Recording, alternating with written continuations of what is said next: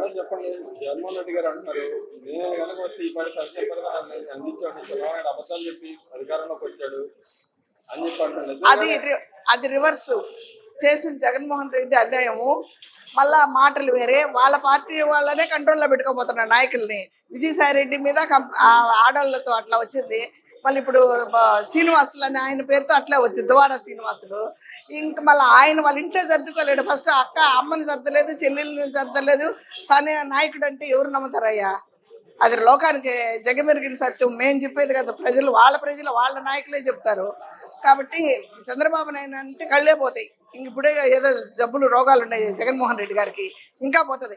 ఈరోజు శివరెడ్డి భాస్కర్ రెడ్డి అనే అతనికి ఏమీ లేదు. అతను ఈరోజు ఎక్కడెక్కడో భూములు కానీ ఆయన ఎన్ని అరాచకాలు చేసినా అది బయట రాలేదు. స్టేషన్లో వాళ్ళ కొడుకుని పెడితే నాని గారి మీద అటాచ్ చేసినప్పుడు స్టేషన్లో పెడితే అవన్నీ అబద్ధాలు అన్నారు. వాళ్ళకి అది సబాబు.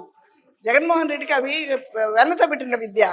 చంద్రబాబు నాయుడు అట్టు చేయడు. అన్నా క్యాంటీన్లు తెరిపిస్తున్నాడు. ఈ రోజు పార్టీ ఆఫీసులో రోజుకు 2000 మంది 3000 మంది భోంచేస్తున్నారంటే అదే జగన్మోహన్ రెడ్డి పెట్టాడా? ఏ రోజైనా జగన్మోహన్ రెడ్డి గ్లాస్ నీళ్ళు ఇచ్చాడా? కట్ట మీద నుంచి అక్కడికి వెళ్ళి ఇచ్చిన పేపర్ని పోలీసులు కూడా పంపిస్తారు. అప్పుడు వీళ్ళు గుండాలా, కార్యకర్తలు గుండాలా? ఏ కార్యకర్త అయినా నిన్ను ఎన్నుకున్న తర్వాత నువ్వు సీఎం అయ్యావు, నీకు భయం ఎందుకు? ధైర్యంగా రా. చంద్రబాబు నాయుడు ఎవరు ఇంట్లో ఉన్నాడా? ప్రతి మనిషి, ప్రతి కార్యకర్తతో శనివారం కలుస్తున్నాడు. ప్రతి ఊరికి పోయేసి వాళ్ళ బాధలు చెప్తున్నారు. మీరు అదేమన్నా విచారించినావా ఏ రోజన్నా? జగన్మోహన్ రెడ్డి గారు, మీరు మీ తప్పులు ఎన్నున్నాయి మీ వెనకాల చూసుకొని మళ్ళీ మీరు మాట్లాడాలా. ఈరోజు ఎవరో ఏదో చేశారని చెప్తేసారు. నీ ప్రజలు చేసింది నువ్వు చెప్పుకో. చంద్రబాబు నాయుడు మీద ఇంకా ఎందుకు నీకు? భూకజాయిదారులు ఎంతమంది ఉన్నారు నీ పార్టీలో? ఇప్పుడు మీరు భూకబ్జాల గురించి మాట్లాడారు. చంద్రబాబు నాయుడు గారికి ఆయన ప్రచారం వచ్చినప్పుడల్లా చాలా మంది వచ్చి భూకబ్జాల గురించి మాట్లాడుతున్నారు. అవును, భూకజాయిదారులు దండుకున్నారు వైఎస్ కాంగ్రెస్ పార్టీలో. ప్రతి నాయకుడు చేసింది ఆ పని. వాళ్ళకి ఆడించేసింది డబ్బు లేకపోతే. వాళ్ళు ఒక అరెకరా ఉండింది శివరెడ్డి భాస్కర్ రెడ్డికి. ఈ రోజు 10 ఎకరాలు స్థలము, ఇల్లు అంత కట్టేదానికి ఏడు నుంచి వస్తుంది? తనని వెనకోరి ఏమని చెప్పు ధైర్యం ఉంటే జగన్మోహన్ రెడ్డి ఆ పని చేయలేడు. ఏమంటే ఆయనకి వెంకటేశ్వర స్వామి అనేది ఇచ్చి జగన్మోహన్ రెడ్డి ఇంట్లో పెట్టాడు కదా. ప్రసాదం ఇస్తే వాళ్ళ భార్య ఇసిరేస్తుంది కదా భారతమ్మ. దానికంటే అవమానం కావాలా? ఇంకా ఎన్ని జరగాల? ఒక మహిళగా ఆమె గౌరవించింది వెంకటేశ్వర స్వామిని? గౌరవించలా. వాళ్ళని తెచ్చి సీఎంగా పెడితే ఏమవుతుంది?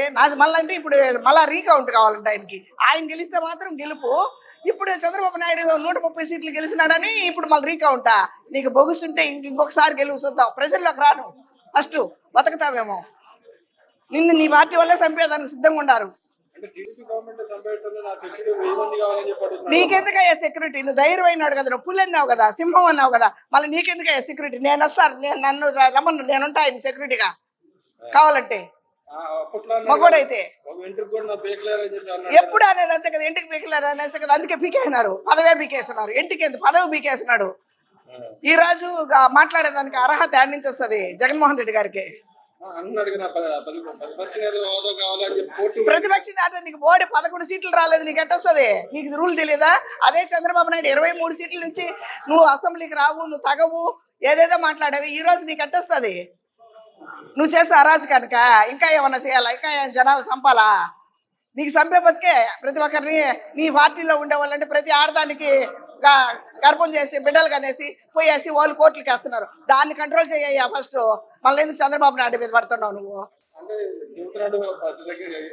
ఎక్కడికి వచ్చినా సరే చెబుతా ఉన్నాడు, ఈ గవర్నమెంట్ రక్షణ లేదు, నా కార్యకర్తలు చంపేస్తున్నారు, నాకు రక్షణ లేదు. నీ కార్యకర్తలు ఎవరు చచ్చినారు? నువ్వే చంపేస్తున్నావు నీ కార్యకర్తల్ని. చంపి నువ్వు మాట్లాడుతున్నావు ఈరోజు. అదే ఇప్పుడు మేము తిరుగుతున్నావు ఆడవాళ్ళు, ధైర్యంగా రా, నీ చూద్దాం. నీ పార్టీకి నీ ఇంటి దగ్గరికే వచ్చాను నేను కూడా అర్జీ ఎత్తుకొని. నన్ను నువ్వు చంపినావని నేను చెప్పలేదే. ఈరోజు చంద్రబాబు నాయుడు మంచి పనులు చేస్తున్నాడు. ఇసుకగా తక్కువ రేటుకి ఇస్తున్నాడు. అన్నా క్యాంటీన్లు పెట్టాడు. ఆయన చేసే దాంట్లో 5 పైసల పని నువ్వు చేసినట్టు నిరూపించు.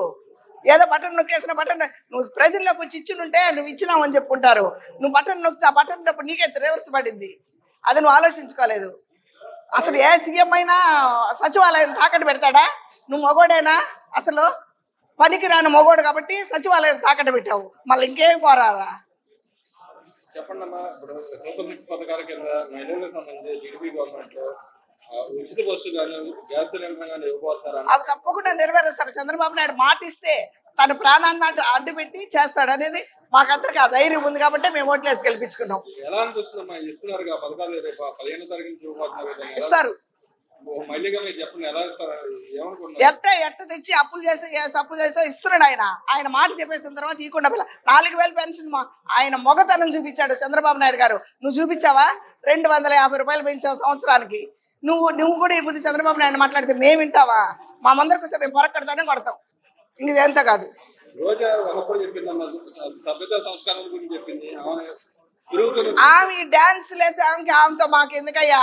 మేము కష్టపడి పాలు పిండుకొని బతికే వాళ్ళం మేము. ఆమె డాన్స్ వేస్తే డబ్బు, ఎవరితో ఆడినా డబ్బు వస్తుంది. అట్ట ఆటలు మేము ఆడలేము, మేము డబ్బు తీసుకోలేము. ఆమెకి తెలియదు కదా, ఆమె సభ్యత ఆమెకు తెలియదు. మళ్ళీ ఇంకొకరి సభ్యతని గురించి ఆమె చెప్పేదానికి ఏముండదు. ఏ ఆడదానికి పనిచేస్తుందని ఆమె సభ్యత చెప్తుంది. ఆమె ఎవరికి ఏమి సభ్యత్వం చేయలేదు, మాట్లాడలేదు. ఆమె తమ్ముళ్ళు వదిలేసి ఉండే గుట్టలు కొండలు అన్ని నగిరి మొత్తం కొట్టుకొని ఆక్యుపై చేసుకుంది. అది తెలుసు ఆమె సభ్యత. గతంలో చెప్పింది నా ఏరియా అభివృద్ధికి చేస్తా ఉంటే అడ్డుపడుతున్నా. ఒక్క రోడ్డు వేసినట్టు అభివృద్ధి చేయమని చెప్పు. ముదికృష్ణ నాయుడు చేస్తుంది, అలా 10 పైసలు చేస్తుందని చెప్పాను. అప్పుడు ఆమె ఆడది. అలాగే ఇప్పుడు ఏపీ రాజకీయాలు తమిళనాడు రాజకీయాల్లోకి వెళ్తాను. ఆ తమిళనాడు రాసిన వాడికి లెక్క పెడితే ఏమవుతుంది? జగన్ పూసాడు. ఫస్ట్ గెలిచింది జగన్ పూసాడు. ఇంకొకసారి ఆడ తమిళనాడులో పాపం ఏదో బాగా ఒకరికి గెలిస్తే ఒకరు ఓడిపోతారు. అది కూడా రాదు. తమిళనాడు రాజకీయం కూడా పోరుస్తుంది. ఆ కీన్ అన్నాడు కదా శాలిని కూడా సీటా. అలాగే ఇప్పుడు చెప్పండి అమ్మా, ఇప్పుడు రాష్ట్రంలో 2-3 రోజులు జరుగుతున్న వైసీపీ నాయకులు మహిళల మీద జరుగుతున్న దాష్టికాలు ఒకటి బయటకు వస్తా ఉన్నాయి. ఇంకా వస్తాయి. అసలు జగన్ మీదే వస్తా ఉంది, బయట పెట్టలేదు. మళ్ళీ ఇంకొకరి మీద నాయకుడి మీదనే వచ్చింది, అప్పుడు బయట పెట్టలేదు. కార్యకర్తల మీద వస్తారు, బయట పెడతారా? నాయకుల మీద వచ్చిన పెట్టరు, కార్యకర్తల మీద వచ్చిన పెట్టడు. ఆయన ఏందో పెద్ద చించుకుంటున్నాడు. ఆయన ఒక మొగ ఆయనేనా? ఆయన ఒక సీఎంఏనా? కానీ మహిళా సాధికారత గొప్పగా చేశారు. మహిళలు ఏం చేశాడు చెప్పను. ఒక మహిళ ముందర వచ్చి మాట్లాడమనండి పోనీ. ఆయన వాళ్ళ భార్యను దొడుకొని వచ్చేసి మహిళతో మాట్లాడమన్నాడు. చూద్దాం. గుడికి రమ్మనండి వెంకటేశ్వర స్వామి గుడికి, ధైర్యం అయితే. ఇంకేరే దగ్గరకు వెంకటేశ్వర స్వామి గుడికి రమ్మనండి ఆయన, ధైర్యం అయితే. మాకేం కుదరలా. మాది ఉండేది పోయింది, పెరుక్కున్నారు. మేము ఎత్తుకు ఇచ్చిన అర్జీలో అది చూసుకొని ఆ ఆస్తి కూడా పెరుక్కున్నారు. మేము చేసింది లింక్ అది వాళ్ళకి, భూకజాయిదారులు. మళ్ళీ ఏమంటే వాళ్ళు రౌడీలు పెట్టుకునేది, తాగేది, ఆడేది. ఇప్పుడు వీళ్ళిద్దరికి 2 ప్లాట్లు పోయినాయి. 15 లక్షలకు ఒక ప్లాట్ ఇచ్చుకున్నారు. ఇల్లు అన్యాయం అయిపోయినారు. మేము స్పందనకి వెళ్ళి మా భూమి గురించి చెప్పినాం. పలానోళ్ళు ఆక్రమించినారంటే మాకు అక్కడి నుంచి ఆఫీస్ నుంచి మాకేమొచ్చిందంటే ఇది వరకట్నం ప్రాబ్లం అనేసి వాళ్ళు పోలీస్ స్టేషన్ పంపించి పోలీసు వాళ్ళు ఎంక్వైరీ చేయించారు. మేము ఒకటి ఇస్తే వాళ్ళు ఒకటిగా ఇచ్చేసారు. వాళ్ళది ఫైనాన్స్ ప్రాబ్లం అని ఇచ్చారు. ఏం జరగలేదు సార్. వైఎస్ కాంగ్రెస్ ప్రభుత్వం అన్యాయం జరిగింది. వైఎస్ కాంగ్రెస్ లో అన్యాయం జరిగింది కాబట్టి ఇప్పుడు మా మహిళా మండలి తరఫున నేను దొడుకొచ్చాను. చంద్రబాబు నాయుడు గారు నమ్ముకుంటే కోట్ల పాపాన్ని ఆక్రమించేశారు. అదే పశువులేటి హరిప్రసాద్, చెవిరెడ్డి భాస్కర్ రెడ్డి వాళ్ళ భూదందాలకి అదే ఎత్తిన గుడు.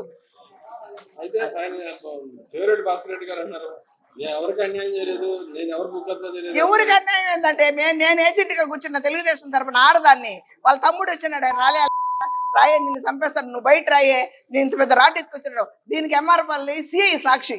ఏమనాలా? వాళ్ళ తమ్ముడిని అంటే పంపిస్తాడు. మొగోడైతే అబ్బాయిని రమ్మన్నాను కదా నేను.